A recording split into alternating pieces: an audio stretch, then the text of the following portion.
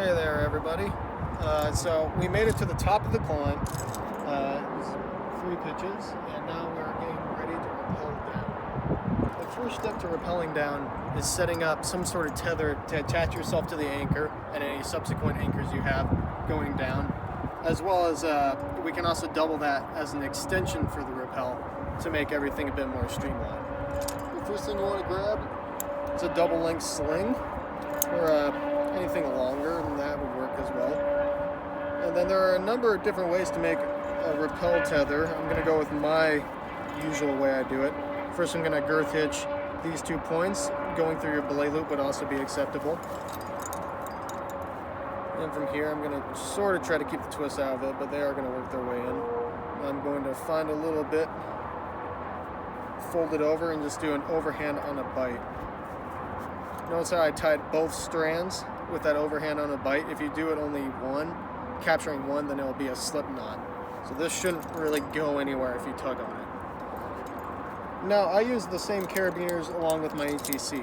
So the smaller one I'll use as my actual attachment to the anchor, and then I'll keep the larger one with the ATC. And that's like the little point where the ATC will rappel with. Yeah?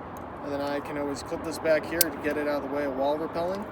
And then when I make it to the anchor, just clip into the master point in that same spot, and now I can untie my rope and begin flaking it to throw it over. So now we're ready. So now that we have our extension, that is, we're ready to actually organize the rope and get everything set up for the rappel going down. So I'm going to attach myself into the anchor, into the master point right there. And I can untie from my end of the rope because I have the connection to the anchor. Get this thing out. There we go. As long as I'm here, I'm going to throw in a nice stopper knot with a good amount of tail there. I can take the clove hitch off the anchor and get a carabiner back. Now you notice how I have one end of the rope right here. I can throw that right there to keep track of it. But that was my end, and it was at the bottom of the stack, because when my friend was coming up, I just piled the rope up. So I grabbed their end of the rope. See, here's their tether that they're hooked in with. And I already thread it through the chains, and then I put another knot on the end of that. So this is the rope that we're gonna pull. So now, me personally, since I know how this rappel is gonna go, I can tell you that I'm gonna throw it and then it's just gonna get caught up in that tree over there. That's sitting like that. So I'm just gonna pull a good amount of it through and then chuck it. This rope right here is not bi-patterned, but it does have a middle mark, a really small one. Actually, you can see it. It's this black speck right here. So ideally, we pull the rope through until we get to that speck. So it looks like here we are. Right there, that's roughly the middle mark.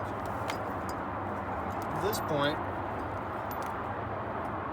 just for the sake of not losing the rope, I'm gonna go down a little bit and put a big BHK. See, just another overhand. And that isolates the rope, attaching it to the wall, because right now it's, well, except for that knot, it's not really attached to anything. So it's an important step. With my rope, I'm just going to chuck it in the general direction of where I'm going. And there may be people down there, so we're going to shout out, rope! Toss. Watch it get caught up in the tree. Now we're ready for the other end, which I will do the exact same thing to.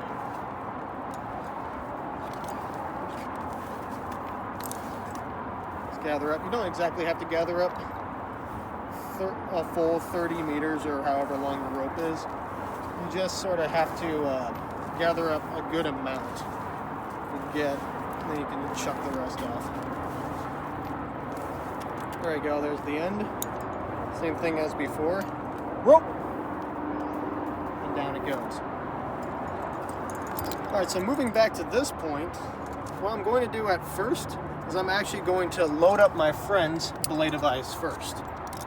So I just leaned over and grabbed it from her.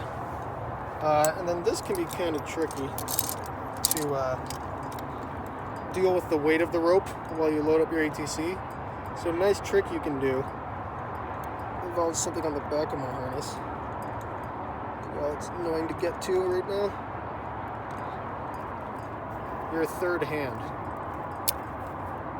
There you go, and you can reference the video on third hands as far as what this material is and how to make it in our basic series. So I'm going to throw my third hand on. Actually, there we go. We can take that knot out now, because the rope is going to hold itself in the chains. Now I actually have a nice little loop right here, and my body weight is holding the knot. There we go. So I'll throw both loops in the ATC like usual. Pull that forward. And now my friend is ready to clip in to the rope.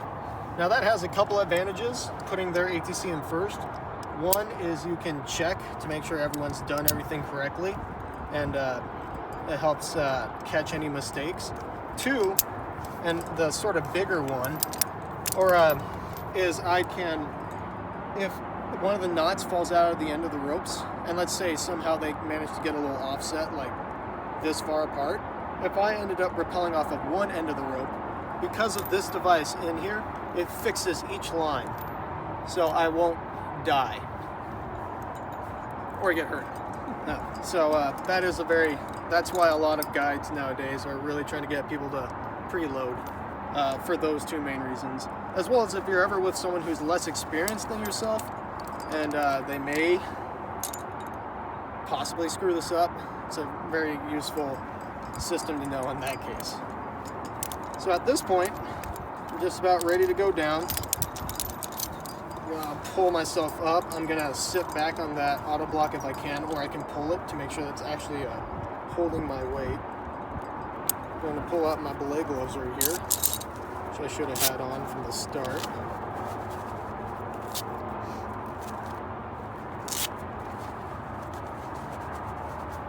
There we go. And on the way down, I know I'm going to be futzing around with the rope a whole lot to try to get it in line with the next anchor. There you go, and then I just sit and go down.